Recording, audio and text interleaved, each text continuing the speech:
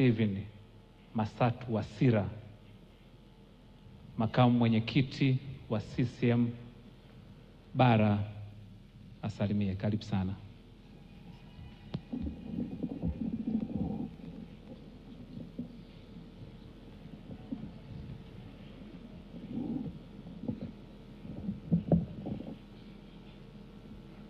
Comrade Dr. Nchimbi, makamu wa rais wa Jamhuri ya Muungano wa Tanzania, Dr. Hussein Mwinyi, rais wa Zanzibar na mwenyekiti wa Baraza la Mapinduzi na makamu mwenyekiti wa Chama cha Mapinduzi, viongozi wenzangu wote mliokwisha tajwa, ili kuokoa muda niseme itifaki imezingatiwa.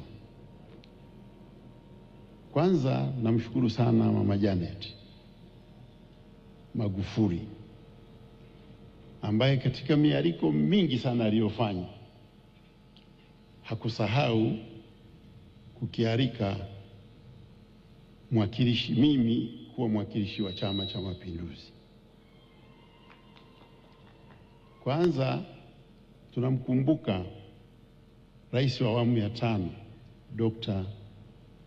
John Pombe Magufuli, lakini msisahau kwamba alikuwa mwenyekiti wa 5 wa Chama cha Mapinduzi. Kwa hiyo tunakumbuka rais na tunakumbuka mwenyekiti wa chama chetu. Mambo ambayo naweza kuyasema hapa ni mengi, lakini siwezi kuyasema kwa sababu yote mmeshasema. Nitasema yale ambayo hamkusema. Sifa nyingi sana mmesema, lakini moja ambayo hamkusema ni kwamba Dr. Magufuli alikuwa mtu mwenye uwezo mkubwa wa kuthubutu. Kuna mambo ambayo wengine labda wasingeyaweza. Yeye ndiye aliyetekeleza uamuzi wa 5 wa mwaka 54 wa kupeleka makao makuu yakakamilika kule Dodoma. Jambo gumu kweli. Hata wewe ungepewa labda ungefariki kabla hujatekeleza hilo. Lakini Dr. Magufuli alitekeleza kwa kuthubutu tu.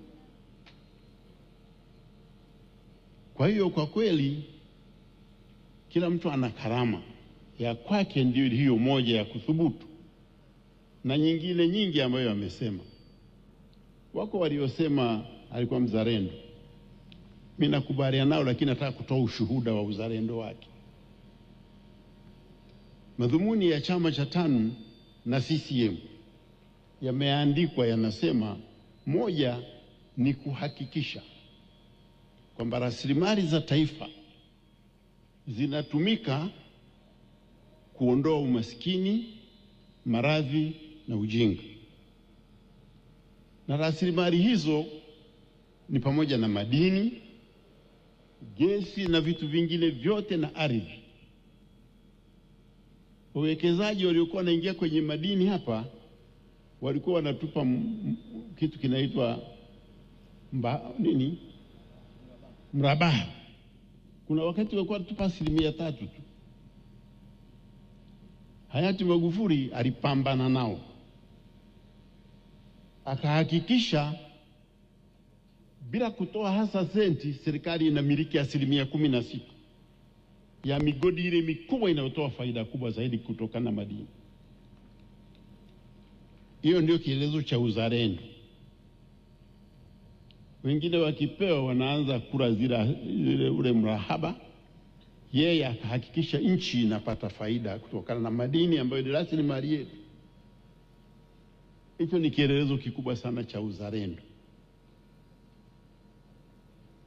Mengine yote mmeshasema. Sisi CCM huwa tunaandika ilani na tunamkumbuka Mheshimiwa Magufuli kuwa mtekelezaji aliyefanya kazi kubwa sana katika kutekeleza hizo ilani za chama chetu. 2015 mpaka Mungu alipomuita mwaka 2021. Mengine yote yameshasemwa. Kuna reli, kuna bandari, kuna nini, kila kitu alifanya katika kukuza maendeleo ya taifa letu. Sasa kuishi, Mzee Mwinyi ametuachia msemo, anasema maisha ni hadithi. Anatuasa tujitahidi kutengeneza hadithi nzuri. Sasa mwenzetu marehemu ambaye tunamwenzi leo ameacha hadithi nzuri sana. Maana kazi zake wala huna haja ya kukaa ukafikiri, zinaonekana. Hata ukitaka kuzihujumu zenyewe zitakubishia.